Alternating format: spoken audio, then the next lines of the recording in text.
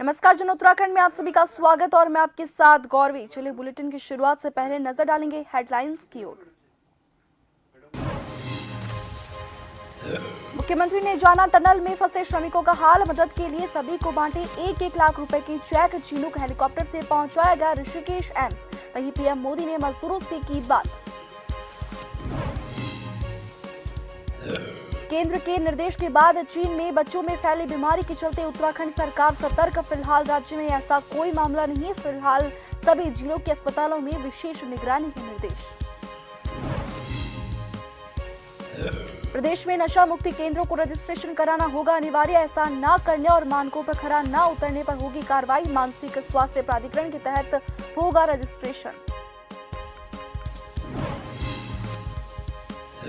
नशा तस्करी के खिलाफ चमोली पुलिस को बड़ी सफलता। एक तस्कर से 1 किलो 30 ग्राम अवैध चरस की बरामद। 1,30,000 की आंकी गई कीमत।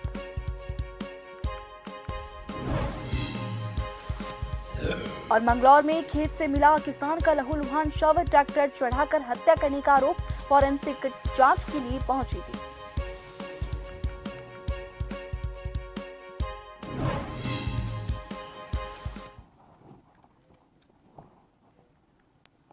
मुख्यमंत्री पुष्कर सिंह धामी ने बुधवार को सामुदायिक स्वास्थ्य केंद्र चिन्याली सौड़ में प्रारंभिक जांच के लिए भर्ती सिलक्यारा टनल से रेस्क्यू किए गए श्रमिकों का हालचाल जानने के लिए वे पहुंचे। इस दौरान मुख्यमंत्री ने टनल से रेस्क्यू किए गए प्रत्येक श्रमिक को 1-1 लाख रुपए की सहायता राशि के चेक प्रदान करने के साथ ही रेस्क्यू ऑपरेशन के अंतिम दौर में पाइप पुशिंग के लिए रेट माइनिंग तकनीक से मैनुअल खुदाई करने वाले श्रमिकों को भी 50-50 हजार रुपए की प्रोत्साहन राशि देने की घोषणा की है। मुख्यमंत्री पुष्कर सिंह धामी ने अस्पताल में भर्ती प्रत्येक श्रमिक से उनका कुशलक्षेम जाना। उन्होंने डॉक्टरों से श्रमिक के स्वास्थ्य लाभ, चिकित्सा उपचार के बारे में भी जानकारी ली। मुख्यमंत्री ने श्रमिक को दी जा रही विभिन्न सुविधाओं का भी जायजा लिया। वहीं उन्होंने श्रमिकों के हौसलों की सराहना की।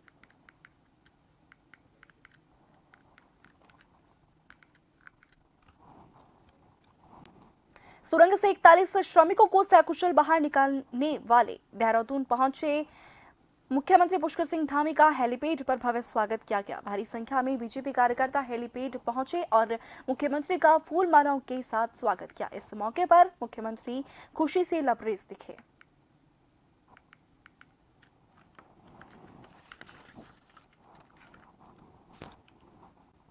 उत्तरकाशी टनल हादसे से बचाए गए 41 मजदूरों को स्वास्थ्य जांच के लिए आज एयरलिफ्ट कर एम्स ऋषिकेश ले जाया गया। इस काम में सेना के चिनूक हेलीकॉप्टर की मदद ली गई। एम्स में मजदूरों की जांच की जाएगी। आपको बता दें कि 17 दिनों के कठिन ऑपरेशन के बाद मंगलवार को ये सभी मजदूर जो है टनल से बाहर आए थे। टनल से निकाले जाने के बाद मजदूरों को चिन्याली सौड़ के अस्पताल में चिकित्सा निगरानी में रखा गया।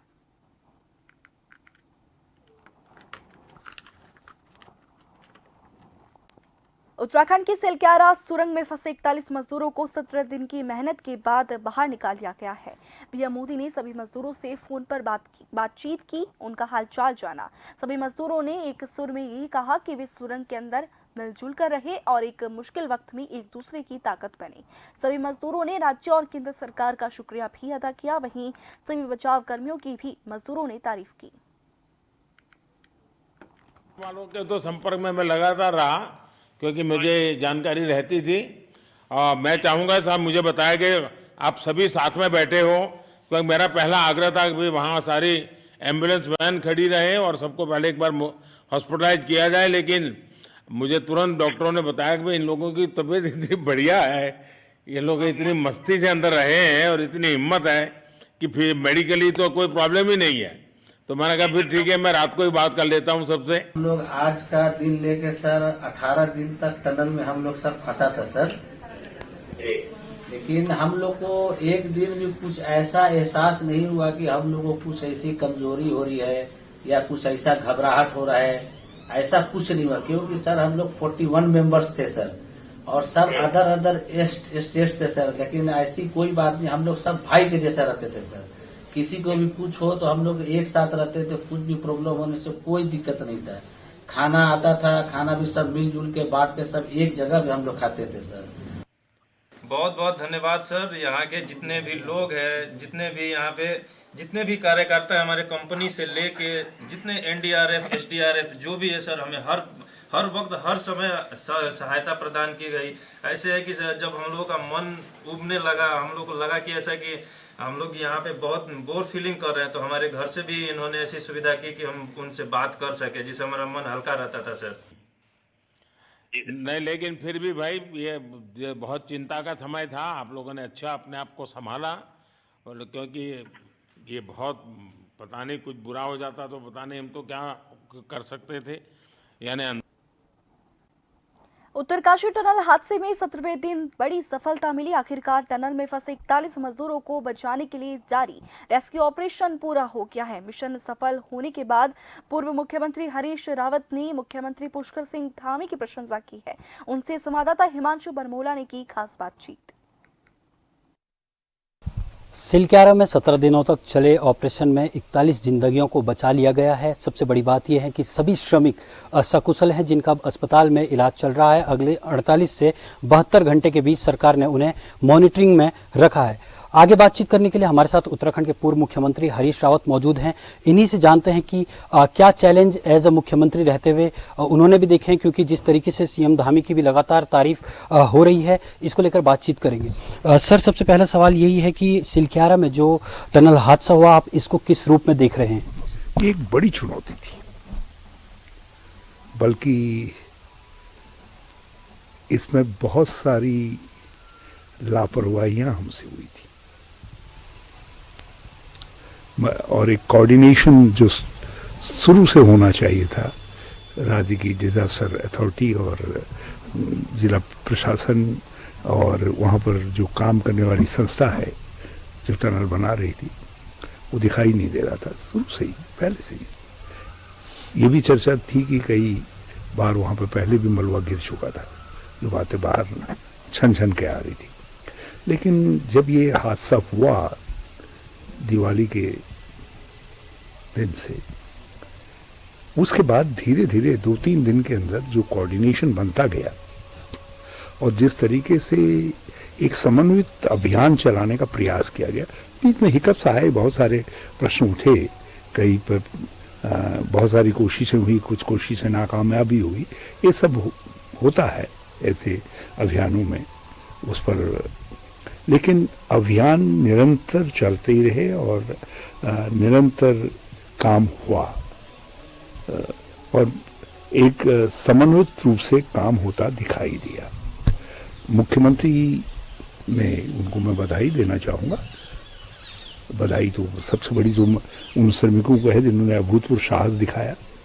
17 दिन एक अनिश्चित जीवन के बीच में रहना, क्या होगा, बहुत बड़ी बात थी। उन्होंने अभूतपूर्व साहस का प्रदर्शन किया, इसीलिए सारा ऑपरेशन सफल हो पाया। उनकी सफलता पर निर्भर करता था।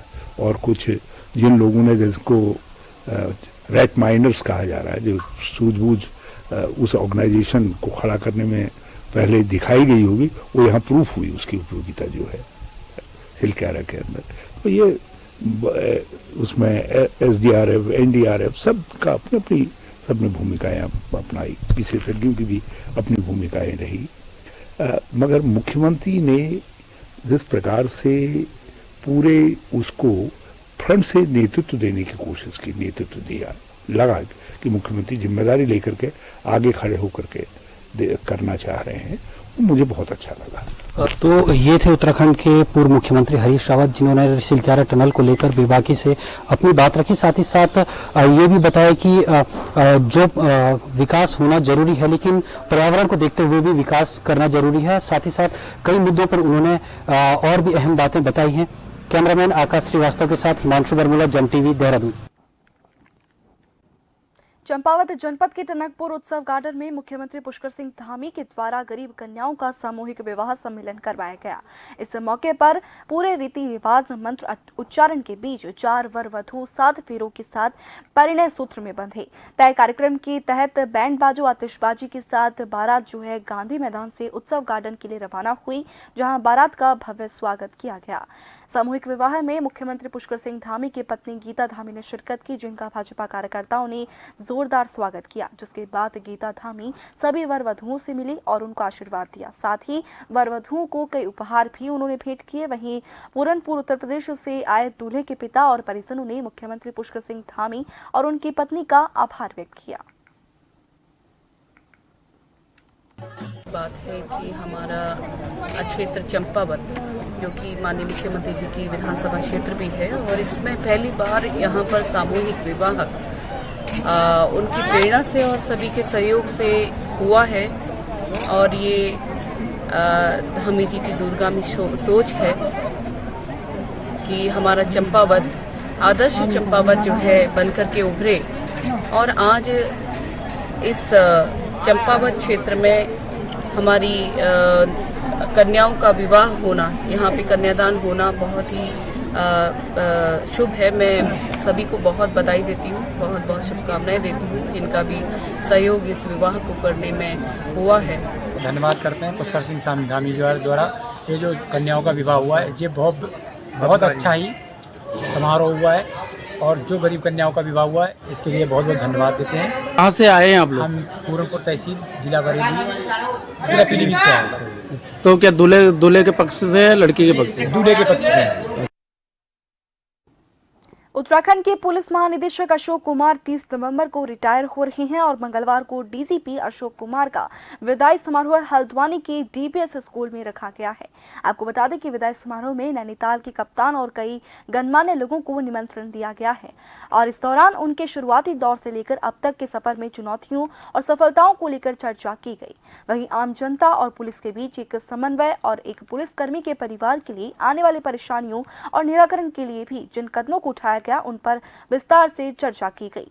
इस दौरान उनकी पत्नी अलकनंदा उनके साथ मौजूद रही। आपको बता दें कि अभी तक उत्तराखंड के नए पुलिस महानिदेशक का नाम सामने नहीं आया है। अनुमान लगाया जा रहा है कि उत्तर प्रदेश की तर्ज पर उत्तराखंड को भी कार्यवाहक डीजीपी मिल सकता है।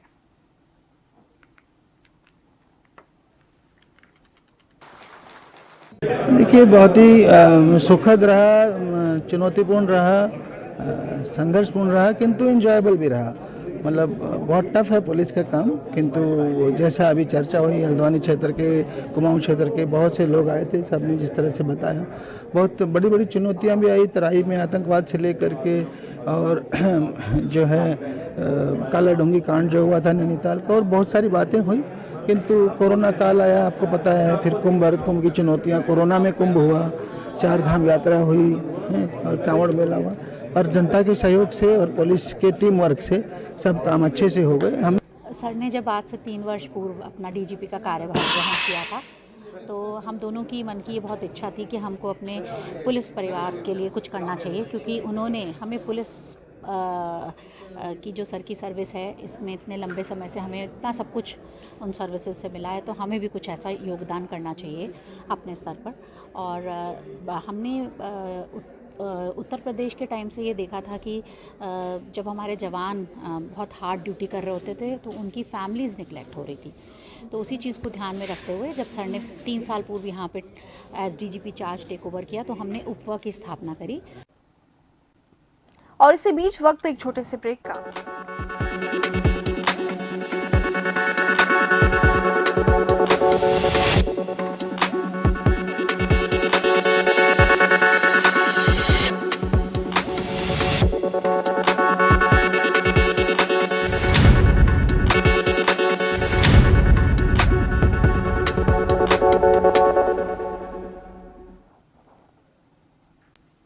ब्रेक के बाद आप सभी का स्वागत है। बढ़ेंगे खबर की ओर। खबर चमोली जिले से है, जहां एक बार फिर चमोली पुलिस को बड़ी सफलता हाथ लगी है।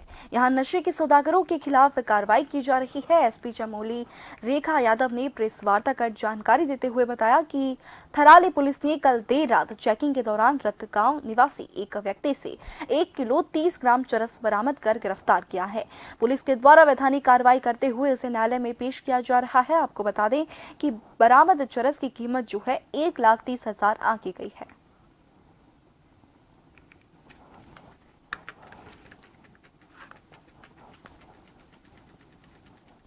जनपद चमोली पुलिस द्वारा वर्ष भर में लगभग 15 एनडीपीएस के अभियोग पंजीकृत किए गए, जिसमें लगभग जो कल का 480 ग्राम चरस और आज का 1 किलो 30 ग्राम चरस मिलाकर के लगभग ये 30 किलो की क्वांटिटी कॉन्ट्राबैंड जब्त की गई, जिसमें अराउंड 32 अभियुक्त भी गिरफ्तार हुए हैं।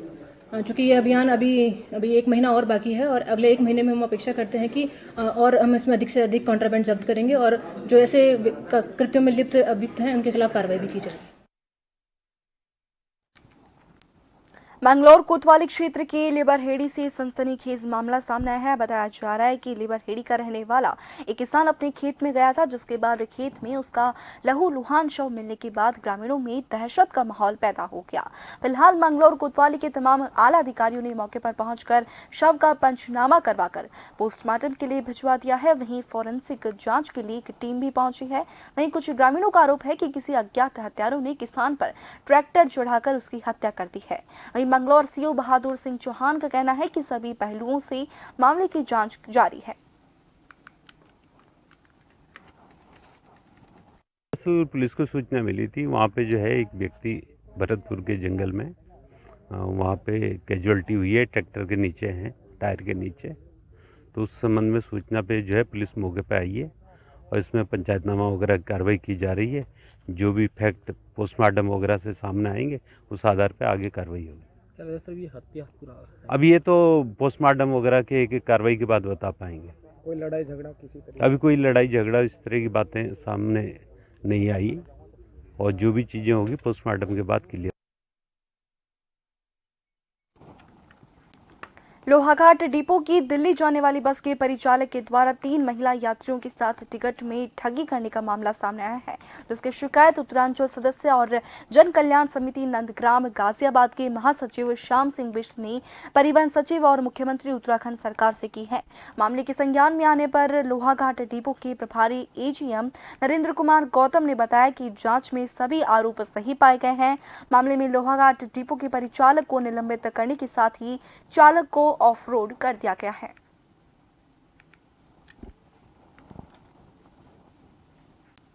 हल्द्वानी में 2023 ईजा बैणी महोत्सव का आयोजन हल्द्वानी के MBPG कॉलेज में किया जा रहा है, जिसमें मुख्य अतिथि के रूप में उत्तराखंड के मुख्यमंत्री पुष्कर सिंह धामी होंगे, जहां लगभग 30 से 35 हजार महिलाओं के आने की संभावना है। इस आयोजन में महिलाओं के उत्थान के लिए और उनके प्रोत्साहन के लिए एक कार्यक्रम जिला प्रशासन के द्वारा किया जा रहा है, जिसके लिए प्रशासन ने पूरी तैयारी कर ली है। इस कार्यक्रम को भव्य बनाने के लिए जिला प्रशासन की तरफ से नगर में स्टेट नगर आयुक्त, जिला अधिकारी और उप जिलाधिकारी नैनीताल को नियुक्त किया गया है।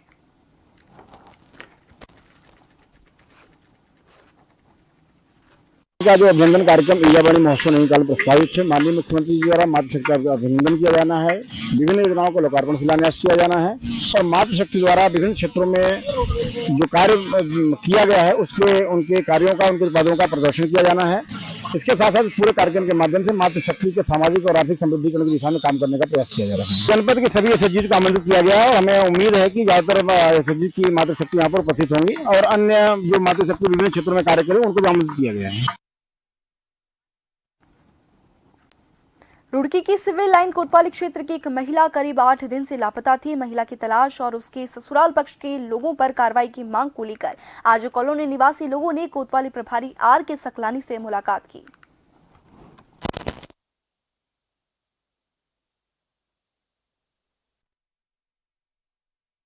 बाईस तारीख सुबह से 4 बजे से गायब है। शादी को कितने साल हो गए? हो गए 5 साल हो गए। 2000 पक्ष और जो पति है उसका क्या करते थे वो उसके साथ में? वो टॉर्चर करते थे, मानसिक टॉर्चर और दहेज के लिए उसको करते थे, मारपीट भी करते थे उसके साथ। उसी दिन वो परेशान होकर घर से निकल गई? हाँ, लड़ाई झगड़ा हुआ उनका रात में। अच्छा। वो दिल्ली से आए थे, रात को बोला खाना खाने के बाद पता नहीं क्या हुआ, भगवान जाने, लड़ाई झगड़ा किया उसके साथ। पुलिस का क्या कहना है? पुलिस बोल रही है ढूंढ रहे हम, तब से आज 7 दिन हो गए, 1 हफ्ता हो गया, बोल रहे ढूंढ रहे, तब से कुछ सुराग नहीं मिला उसका। ठीक है, तुरंत बाद इन्होंने परेशान करना शुरू कर दिया था। ये हमारे मायके वालों को बिल्कुल नहीं पता लगा। ये लड़की अपने आप में सब कुछ जो है ना सहते रही, चले गए। अब यहाँ जो कि 21 तारीख शाम को यहाँ आए, यहाँ पे घर पे आए और घर से सिर्फ 500 मीटर दूरी पर इसका मायका है। इन्होंने 21 तारीख शाम को आए, यहाँ उसके घर पे नहीं जाने दिया। जबकि काम ये था कि लड़का और लड़की दोनों अपन बच्चे को लेकर के मायके में जाते पहले लड़की, है ना, लेकिन इन्होंने जाने नहीं दिया। रात को क्या हुआ, ये दहेज का मामला ही पूरा चलता रहा। इनको फ्लैट कुछ मांग रहे थे और गहने गुहने कुछ मांग रहे थे, फ्लैट मांग रहे थे। बेसिकली एक फ्लैट चाहते थे कि दहेज में फ्लैट चाहिए। और बुलेटिन के आखिर में नजर डालेंगे हेडलाइंस की ओर। मुख्यमंत्री ने जौना टनल में फंसे श्रमिकों का हाल, मदद के लिए सभी को बांटे 1-1 लाख रुपए के चेक। चिनूक हेलीकॉप्टर से पहुंचाया गया ऋषिकेश एम्स। वहीं पीएम मोदी ने भी मजदूरों से बात कर बढ़ाया हौसला। केंद्र के निर्देश के बाद चीन में बच्चों में फैले बीमारी के चलते उत्तराखंड सरकार सतर्क। फिलहाल राज्य में ऐसा कोई मामला नहीं, सभी जिलों के अस्पतालों में विशेष निगरानी के निर्देश। प्रदेश में नशा मुक्ति केंद्रों को रजिस्ट्रेशन कराना होगा अनिवार्य। ऐसा न करने और मानकों पर खरा न उतरने पर होगी कार्रवाई। मानसिक स्वास्थ्य प्राधिकरण के तहत होगा रजिस्ट्रेशन। नशा तस्करी के खिलाफ चमोली पुलिस को बड़ी सफलता। एक तस्कर से 1 किलो 30 ग्राम अवैध चरस बरामद। 1,30,000 आंकी गई कीमत।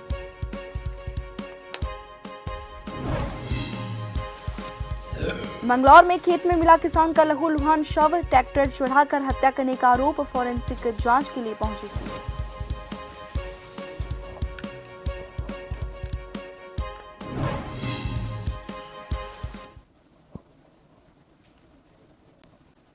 और इसी के साथ बुलेटिन में फिलहाल के लिए इतना ही। बने रहिए जन टीवी के साथ। नमस्कार।